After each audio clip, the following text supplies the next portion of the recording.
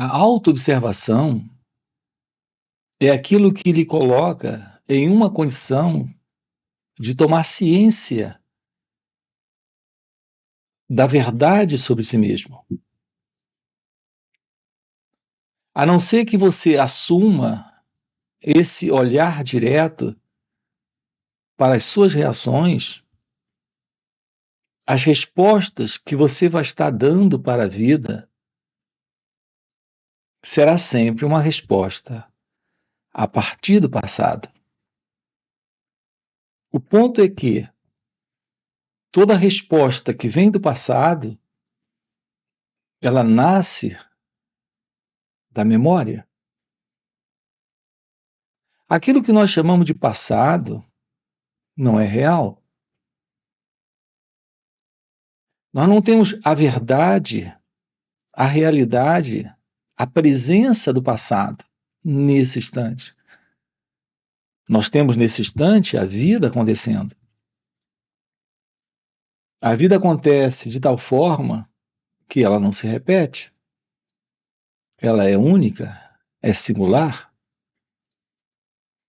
Ela carrega esse selo do novo. No entanto, a nossa resposta para a vida é a resposta da memória, da recordação. É a resposta do passado. Nós precisamos aprofundar aqui essa questão da presença do pensamento em nós.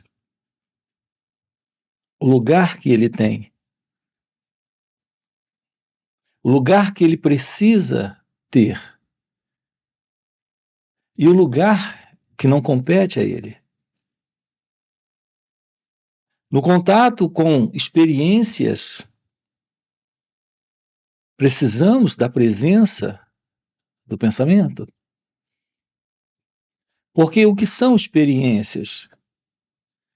Experiências são recordações, são lembranças, são memórias. O uso daquilo que é parte da memória para lidar com experiências é algo funcional. Se eu tenho um trabalho para executar, eu preciso do conhecimento e da experiência para a execução daquele trabalho. Todo conhecimento, experiência presente em cada um de nós é algo que vem da memória, é algo que vem da recordação. Ao passar por experiências, você reservou essas experiências, separou essas experiências, guardou essas experiências. Você seleciona, separa e guarda essas experiências. É assim que se adquire conhecimento. Nós adquirimos conhecimento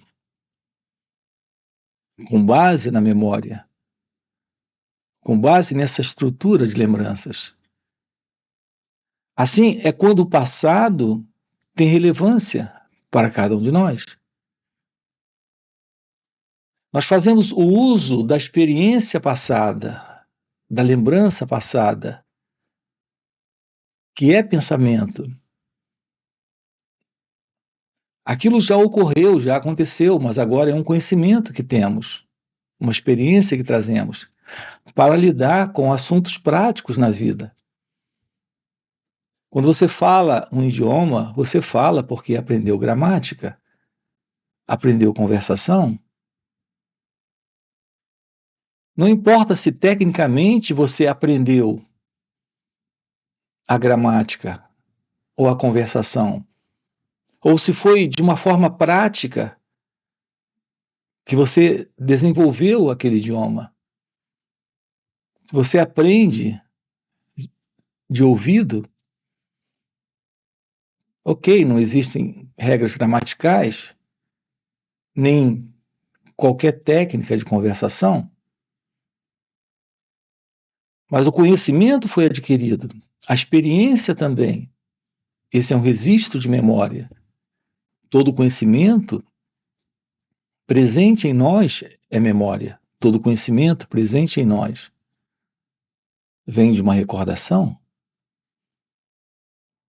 de uma experiência, algo que vem do passado. É nesse momento que atua, mas é com base na memória que isso acontece. Nós não temos a realidade do passado, nem a realidade do futuro. E a palavra momento presente é só um termo. O que temos aqui nesse instante é a vida como ela acontece. Não há futuro, não há passado, e não existe tal coisa como o presente entre o passado e o futuro. Nós temos esse instante, esse momento. Esse é o presente. Então, nesse sentido, o conhecimento é necessário, a experiência é necessária. No entanto, lidando com a vida aqui e agora, o nosso contato com esse instante requer algo novo. E esse algo novo é atender à vida livre do passado, que é memória, que é recordação, que é lembrança, que é experiência. Nós precisamos compreender a importância do contato com esse instante, do que de fato ele representa.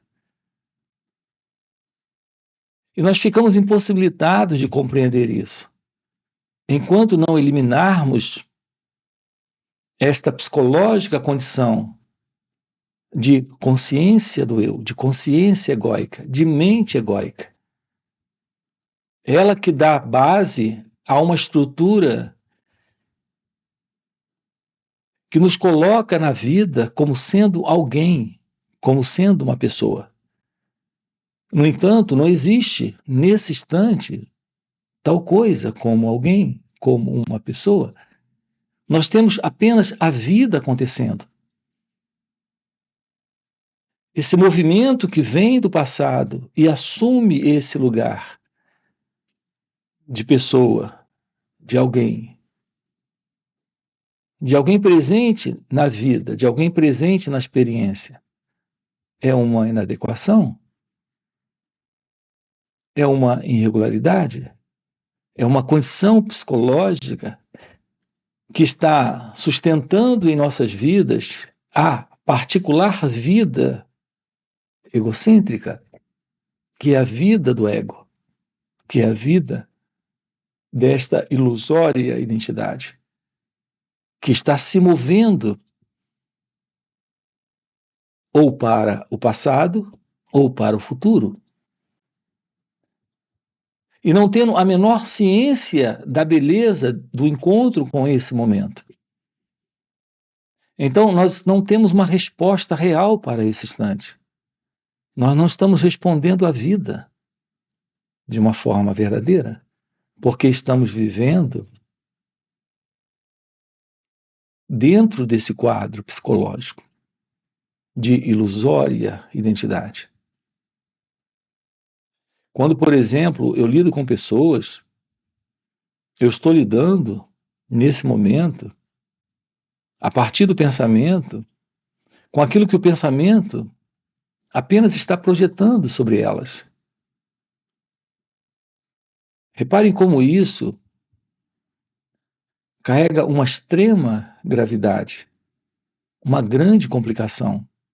Quando eu converso com você, eu estou apenas lidando com a projeção que tenho sobre quem é você.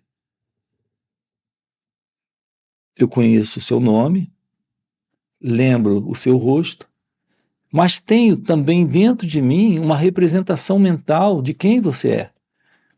Eu não estou lidando com a verdade sobre você, estou lidando com uma imagem que tenho sobre você. Assim, esse nosso encontro com o momento não é um encontro com a verdade desse instante. É um encontro com uma projeção de passado, com um conceito, com uma ideia, com uma crença. Nós não sabemos quem são as pessoas, mas nós assumimos arrogantemente a ideia, a ilusão de conhecê-las e de estar de verdade lidando com elas, como elas são. Não sabemos quem nós somos, mas carregamos a ideia de que nós conhecemos quem elas são. O marido não conhece a esposa. O que ele tem dela são 15 anos, 20, 30, 40 anos de imagens, de representações mentais sendo guardadas nele, cultivadas nele, como sendo ela, e vice-versa.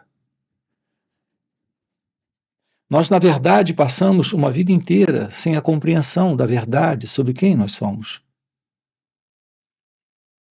Quando você está deprimido em razão de imagens, de representações mentais, algo que vem do passado e que situa você nesse instante, vivendo ainda esse modelo de representação mental. Assim, esse estado de depressão, ou de ansiedade, ou de angústia, ou de preocupação, ou de medo, são sempre representações de memórias, de lembranças, de pensamentos, ou eles estão se situando no passado, ou estão se situando no futuro. No futuro imaginado pelo pensamento, no passado imaginado pelo pensamento.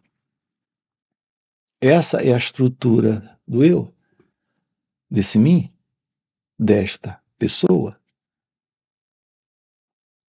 Se aproximar da vida significa olhar para esse instante, sem o passado. Isso se torna possível quando você aprende sobre como a mente funciona. O que você está ouvindo aqui é uma coisa, mas aquilo que você aqui de fato acompanha nesse escutar é uma outra coisa. A diferença entre ouvir alguém falar algo e escutar é diferente. Ao escutar alguém, é diferente de ouvir alguém. Ouvir significa que você pode aceitar ou rejeitar o que ele diz, com base já em ideias que você tem sobre aquele dado assunto. Enquanto que escutar o que ele diz, o que ela diz, é apenas escutar. Mas nesse simples escutar, em que você nem concorda, nem discorda, não há qualquer relevância no que alguém diz. Porque está presente uma compreensão naquilo que está sendo colocado. A compreensão em você é o elemento importante nesta escuta. O entendimento em você é algo que só tem relevância para esse ouvir. Em geral, o nosso modo de nos aproximarmos de uma fala é ouvindo, não é escutando. Quero convidá-lo a escutar. É nesse escutar que você descobre como eliminar esse tempo, que é a memória, que é o passado. Se eliminamos o passado, se eliminamos a memória, eliminamos essas representações mentais, essa qualidade de pensamento que nos dá uma visão muito particular das coisas e, portanto, egocêntrica. É o modo particular de pensar, de sentir, de agir, de aceitar ou rejeitar. É esse modo particular que é o modo típico de um conhecimento que trazemos do passado e que está aqui nesse instante ocupando um lugar que não é dele. Assim, nós temos um determinado lugar, um determinado espaço para o conhecimento, para a experiência, para esse lado técnico do pensamento. Mas esse espaço, esse lugar, para esse pensamento psicológico, para essa forma psicológica de representação mental, nesse contexto da vida, é algo irregular, é algo equivocado. Assim, ao escutar uma fala como essa e perceber a verdade de que nós estamos lidando apenas com imagens, a imagem que eu tenho de você e que você tem de mim. Quando há esse escutar, fica claro a ilusão do que isso representa. Nesse olhar, esse simples olhar desfaz essa ilusão. Assim, o meu contato com ele ou ela não mais se baseia em ideias, em pensamentos, em lembranças, em memórias. Aqui não há lugar, não há espaço para isso. E, no entanto, nós estamos vivendo nossas vidas assim. Por isso, nós precisamos entrar num contato direto com a vida, como ela de fato é, com as pessoas como de fato elas são, comigo mesmo como de fato eu sou. A compreensão daquilo que eu sou requer um olhar para mim mesmo, sem fuga, sem fugir, sem escapar desses estados que surgem aqui. Quando aprendo a olhar, a escutar, a perceber, sem a interferência desse modelo, que é o modelo do eu, do pensador, do experimentador, desse elemento que vem do passado, fica claro o que está aqui. Ao olhar para esse sentimento, para esse pensamento, para essa condição emocional, ao olhar para o medo, para o ciúme, para a inveja, para a ambição, tomar ciência desta autoimagem, a imagem que eu tenho sobre mim, a imagem que eu tenho sobre ele. Tomar ciência disso requer esse olhar, esse perceber, esse se dar conta destas reações. Quando isso ocorre, isso é desfeito. Portanto, se auto-observar lhe dá a clara visão de que não existe esse observador separado daquilo que ele está observando. O observador é a coisa observada. Quando olho para você a partir da imagem que eu tenho de você, quando me aproximo a partir da verdade de um olhar livre do eu, livre desta autoimagem, fica claro que esse observador é a coisa observada. Ao ficar claro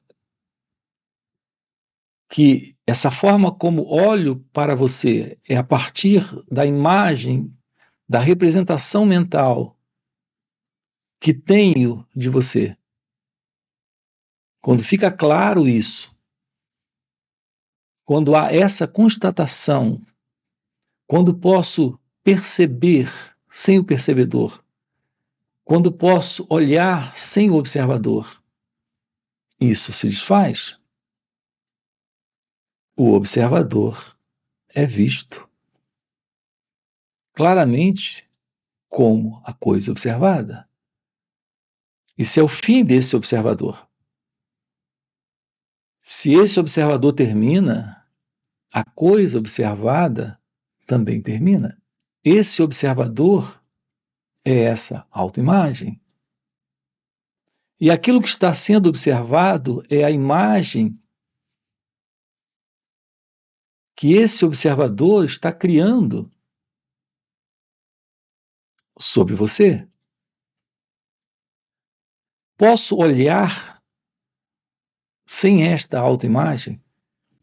Posso olhar sem esse observador? Então, esse olhar para você é um olhar livre do passado, livre da memória, livre das lembranças que tenho sobre você, livre das projeções que tenho sobre quem é você. Então, nesse contato com você, nesse contato com ele ou ela, não existe mais este sentido do eu, esse sentido do ego, esse modelo do pensamento que vem do passado. Reparem como é importante aqui termos essa compreensão. Ao lidar com assuntos funcionais na vida, com assuntos técnicos, a presença do pensamento e da memória e do conhecimento se faz necessária. Mas ao lidar com pessoas, ao lidar com a vida, não preciso do pensamento. Aqui está presente uma nova forma de sentir, uma nova forma de pensar, uma nova forma de interagir na experiência. Essa nova forma é a presença do experimentar nesse contato com ele ou ela. Essa nova forma de sentir é sem a separação entre eu e ela. É um sentir de comunhão. Essa nova forma de pensar é dando uma resposta a partir de uma visão simples, direta, clara, sem qualquer compromisso com a autoimagem, com esta ego-identidade. Observe que nós desconhecemos isso. Isso requer a presença do autoconhecimento, requer a presença da atenção sobre as nossas reações nesse instante, requer a presença desta arte, que é a arte da meditação. Portanto, o nosso encontro com a beleza da vida inclui a presença dele ou dela e de tudo, sem exceção, mas não temos mais a presença desta autoimagem, deste eu, deste ego. Portanto, o nosso contato com esse instante é o contato com a vida, é o contato com a beleza da não dualidade, da não separação. Nós não temos mais psicologicamente, internamente, a ilusão de uma separação. A separação entre eu e o não eu, entre nós e eles. A vida está presente nesse experimentar, desse instante. Nós não temos mais aqui a presença desse passado. Eu me refiro a esse passado psicológico, a esse passado que o pensamento tem construído. Nós não temos mais a presença desse futuro que o pensamento também estabelece. O sentido do ego, o sentido do eu, essa autoimagem presente em cada um de nós, está vivendo exatamente nesse tempo, nesse modelo de tempo psicológico, nesta mente egóica, nesta mente condicionada, nesta consciência do eu, nesta autoimagem, nesse modelo de relações que temos com as pessoas, que são relacionamentos que se assentam nessa velha estrutura egóica. Ou nós estamos no passado, ou nós estamos no futuro. Há inúmeros desejos para serem realizados no futuro. Há inúmeros problemas com os quais nós estamos lidando com eles nesse momento, em razão da presença do passado, de toda essa memória no qual está assentada essa autoimagem. Podemos descartar completamente essa autoimagem, completamente esta ego-identidade, para de fato termos esse encontro com ele ou ela, sem o eu, sem o passado, sem a projeção de uma imagem de futuro. Todos os problemas nossos se assentam nesta psicológica condição, nesse espaço, nesse lugar,